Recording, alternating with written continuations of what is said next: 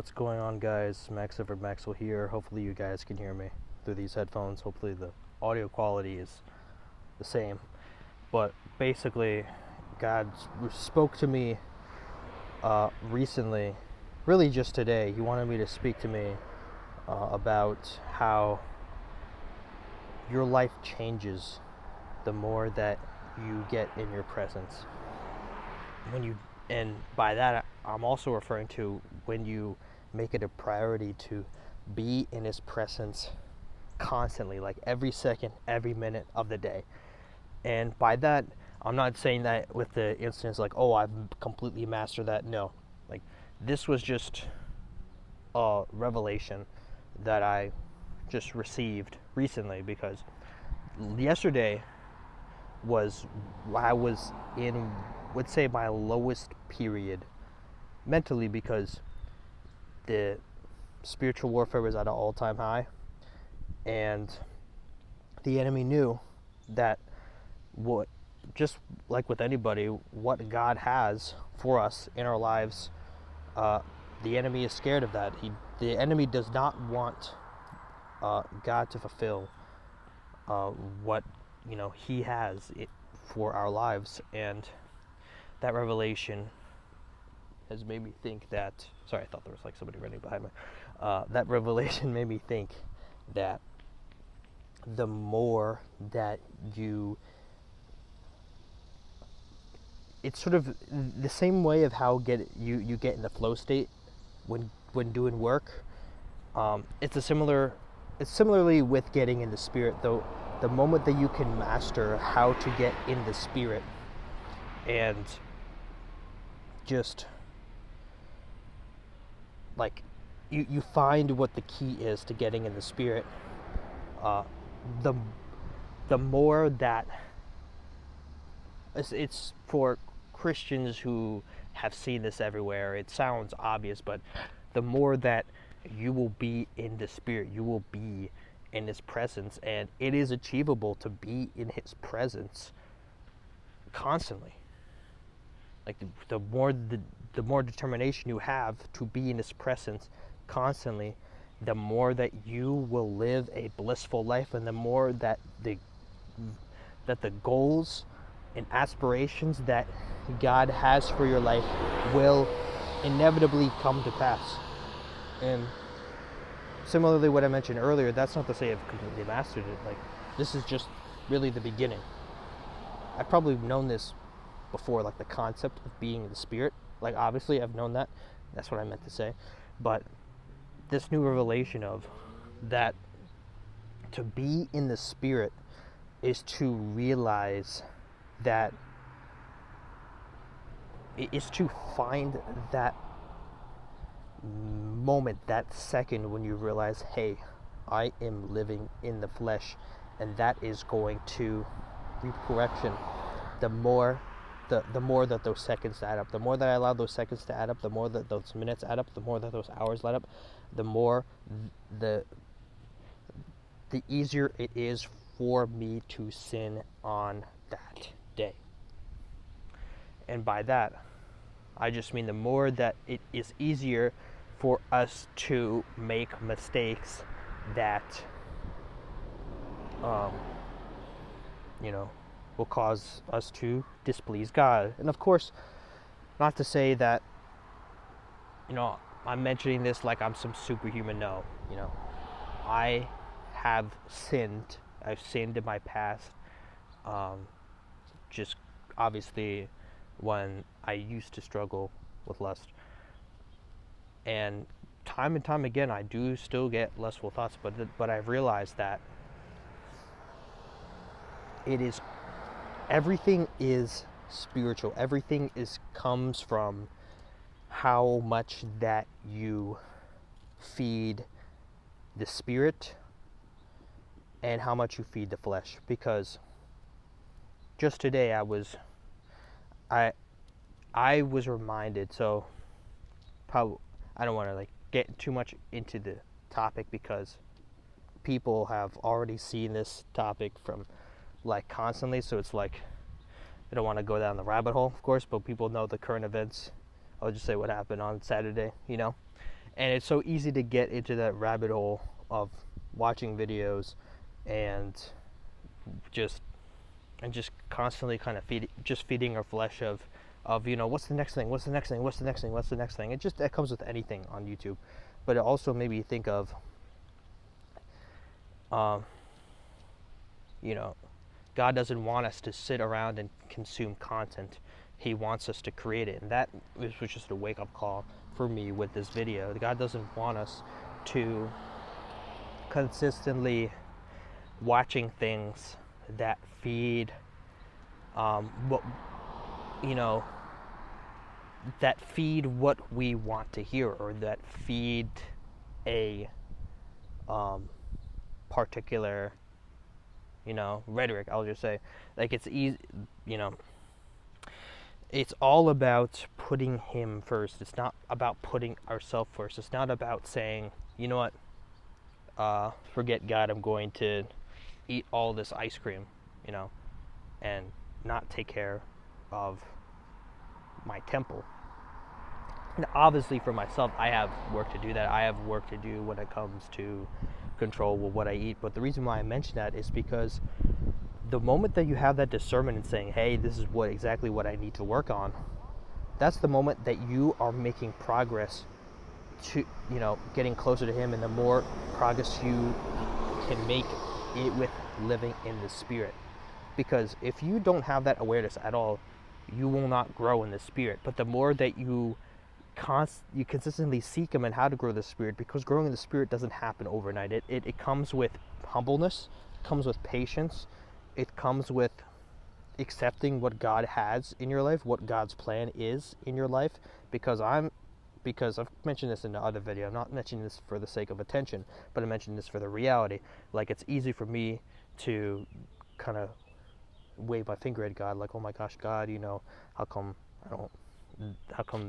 you remove these people from my life? How come this happened? How come that? It's easy for me to be in that mindset, but the more that I'm in that mindset, the less that I am in his presence, because I'm focusing on myself. I'm not focusing on things outside of myself. I'm not focusing on helping other people. I'm not focusing on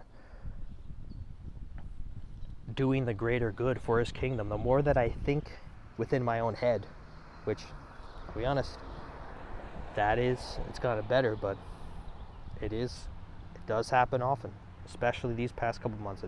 It has been rampant. There has been a growth, there has been a maturity, but me getting in my own head, that's something that I am always working on. I'm always working on overcoming. But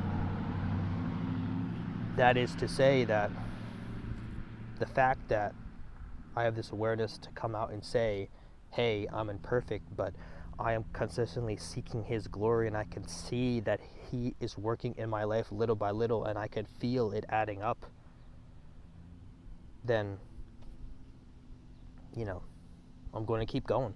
I'm going to keep figuring out, the puzzle of being in his presence more, being in his Spirit, because this is a spiritual battle. This is a battle between there's like a bee right next to me. There's a battle between the Spirit and the flesh. Satan doesn't want me to make this video. He's trying to distract me with the bee. Yeah. And the more that we continue to persevere through what God wants for us, the more that we are able to take these thoughts captive and say, hey, I do realize that I allowed my mind to go in this certain direction, or feed this certain thought that is not of you, or unintentionally feed this thought that was out of my control. Because there's different things. There's feeding thoughts that are in our control, and feeding thoughts that are out of our control. And that's the reason why we are not sinless. It's because we're constantly thinking every second of the day, and there are thoughts that are unconscious that are sinful that we don't even realize. Like, I don't even realize what my unconscious sinful thoughts are. Like, that's the whole point, because that's the reason why Jesus died for us. So really, it's just to, as a Christian, just continually focusing on, yes, for those who are wondering, it feels like even with the progress I'm making, I keep going in circles. Like I keep, I keep going. I keep, feeding these certain mindsets. I keep feeding this. I keep feeding that. Don't focus on that. Satan wants you to focus on it. Satan wants you to focus on, oh, you fed this mindset. You fed this mindset. Focus on, I am getting closer to God because I am taking that thought captive and growing with it. Sorry if my camera's kind of moving a bit. I'm actually walking my dog. But the more that you have that awareness in that present moment of saying, hey, I'm thinking with my flesh, why don't I live in the spirit? That is what God wants for you to do. There's a difference between allowing yourself to live in your flesh, because when we live in our flesh, God gives us plenty of time for us to go to him. But most of us just, we want God when it's too late. We want God when we're on our deathbed. We want God before we commit, that sinful act. We want God the moment after, or, we sin. And of course, that used to be me all the time. But the fact that, for those watching this video, you need to give yourself credit that you are taking your thoughts captive, because we can't just we wish we could do this, but life is messy. It would be unrealistic for us to just constantly just be like, oh my gosh, I gotta make sure I'm thinking this thought, gotta make sure I'm thinking this thought, gotta make sure I'm thinking this thought, because if we did that, nothing would ever get done. I mean, there's a difference for sure. Sometimes you have to ride the wave of thoughts that you don't want to have in order to get to the destination that you want to get to. And by that I mean, that's not to say feed thoughts that are sinful, but that is also to say that don't think that you are losing progress because when the enemy is attacking your mind. Because there's a difference between the enemy attacking your mind and us ourselves choosing to implant ideas and into our mind. So give yourself a pat on the back for keeping your thoughts captive, because this is a spiritual battle. It is not easy. I am always going to be going through it. You watching, you're always going to be going through it. But be proud of the progress that you're making to keep the thought that you're having captive, the thought that is kicking you further away from God. Be grateful that, oh wow, I had the self-awareness to hold it captive. My old self from months ago or even years ago would never, I would say more years ago, because it's like time adds up. Like it's kind of it kind of makes me think about I remember seeing, I know it's kind of cliched, just there's that there you kind of see those like inspirational images where it's like the graph, and the graph, I've mentioned this instance before, but it really made me think about how with our thoughts, don't beat yourself up for like, oh man, I allowed myself to think with my flesh and I disappointed God. Like, no, there's always another minute, there's always another hour, there's always another day, there's always another, there's always time to, grow as a Christian. And of course, people are going to say, well, we're living the end times, there's not much time left. I'm not talking about in that sense. I'm talking about within, if you're somebody who's currently in your walk. I'm not talking about people who aren't saved. I'm talking about people who are currently in their walk and they want to get better and they are striving to get better. Don't beat yourself up that you didn't you took longer to hold a thought captive. It took me 30 minutes longer to hold a thought captive. Well, at least you took it captive as a whole. At least you did that and you're going about your day. Yeah, people could say, oh man, I wasted my time. I wanted to get this done sooner. That's what the enemy wants you to think. That the enemy's that's feeding into the enemy's lie that, oh man, I made this mistake, I did this, oh my gosh. That is taking away the peace that God wants you to have.